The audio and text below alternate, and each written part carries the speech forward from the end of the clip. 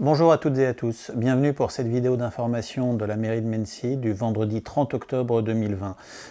Aujourd'hui, depuis minuit, nous sommes en confinement, ainsi que l'a décidé le président de la République il y a de cela un peu moins de 48 heures.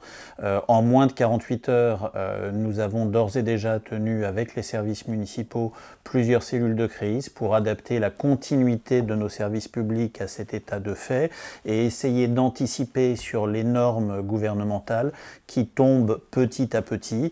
Nous avons par exemple reçu aujourd'hui, dans le courant de l'après-midi seulement, les normes et les protocoles sanitaires pour les écoles, et donc tout un travail d'anticipation sur ce que nous pensions raisonnable, rationnel a été fait de manière à pouvoir être prêt pour assurer la continuité des services publics.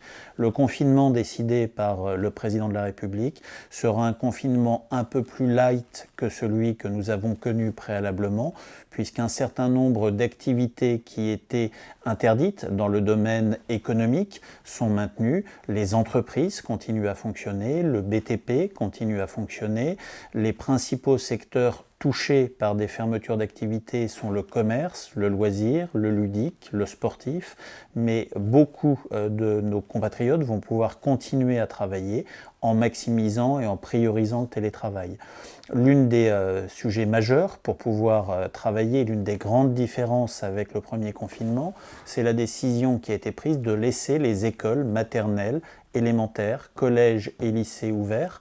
Les écoles de la commune seront donc ouvertes. Nous avons appris avec surprise la décision prise sans aucune concertation par le ministère de l'Éducation nationale de retarder à 10 heures la rentrée scolaire lundi matin, ce qui peut sembler extrêmement curieux sur une reprise de rentrée scolaire en période de confinement, alors même que nous devons adapter nos services et que nous avons appris cette nouvelle officiellement le jeudi soir pour le lundi matin.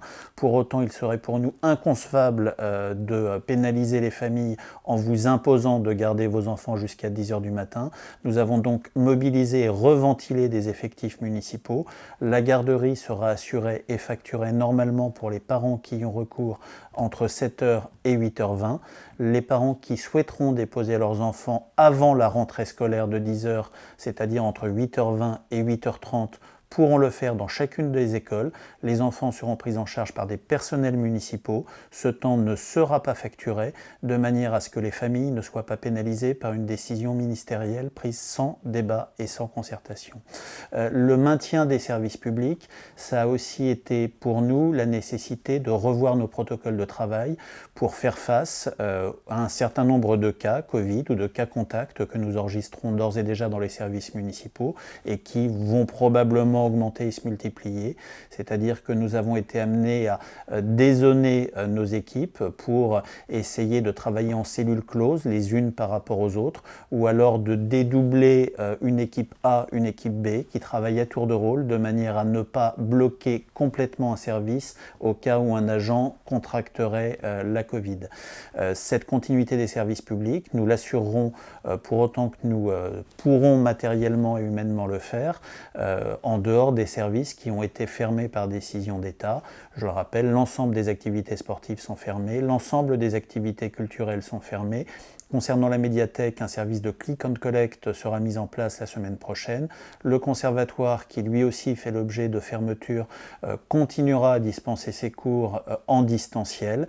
Les activités culturelles, spectacles sont malheureusement annulées. Nous allons essayer de reprogrammer ceux que nous aurons dû annuler pour ne pas pénaliser durablement les artistes. Vous dire également au registre des activités municipales les marchés qui sont maintenus, c'est également un assouplissement par rapport au dernier confinement. Ces marchés, nous les mettrons à disposition des commerçants sédentaires qui souhaiteraient pouvoir venir essayer de vendre pour maintenir un peu de chiffre d'affaires.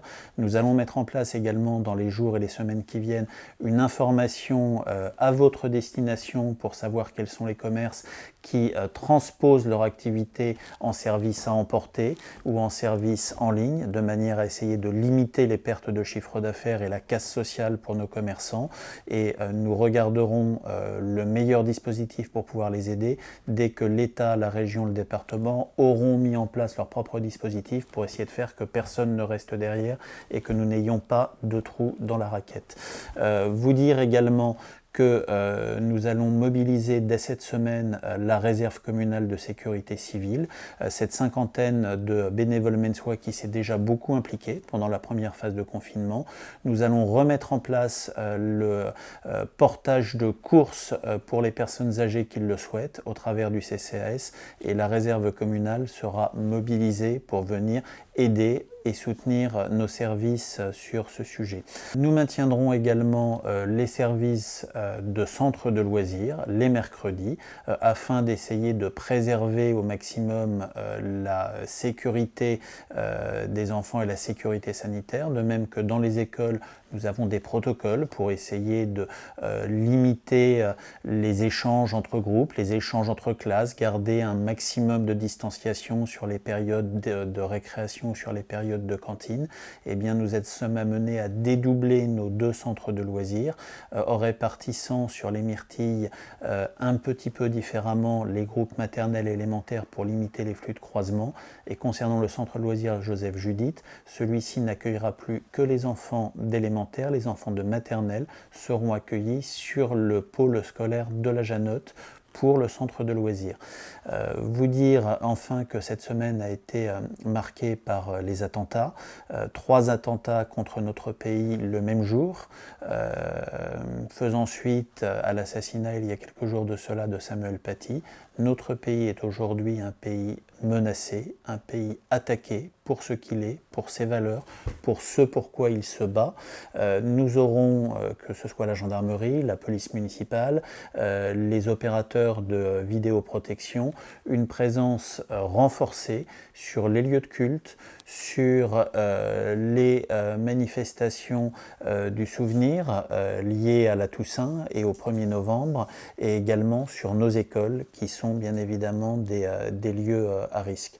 Enfin, pour finir sur une note un peu plus joyeuse, nous avions ces jours-ci, juste avant la mise en place du confinement, la distribution des arbres gagnés à l'occasion des vœux de l'an passé aux Mensoises et aux Mensois qui en avaient gagné, et ceux-ci ont pu être récupérés en étant délivrés par des élus et des agents municipaux, et je ne doute pas que, comme à la Sainte-Catherine tout prend racine, eh bien ces arbres feront des petits et feront beaucoup d'heureux dans les mois et les années qui viennent. Bonne semaine à vous et bon courage.